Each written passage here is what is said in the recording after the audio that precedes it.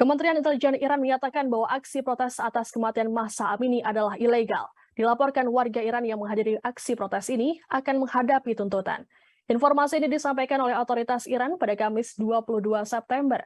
Hal ini sekaligus instruksi agar masyarakat Iran menghentikan aksi demo yang sudah berlangsung selama 6 hari berturut-turut ini. Sebelumnya, pemerintah Iran juga memblokir akses Instagram dan WhatsApp. Hal ini dilakukan demi meredam protes para warga. Pemerintah Iran secara bertahap membatasi akses web di sebagian besar negara dalam beberapa hari terakhir. Pemadaman listrik juga dimulai di Teheran dan bagian lain Iran ketika protes pertama kali pecah pada pekan lalu. Pada 19 September malam, pemerintah memperluas pembatasan ke bagian-bagian provinsi Kurdistan Barat. Lalu pada hari Rabu 21 September, akses WhatsApp dan Instagram melalui salah satu penyedia internet utama negara tersebut tidak bisa terhubung. Pembatasan ini dinilai dapat membuat pemerintah Iran mengontrol narasi soal kematian Amini.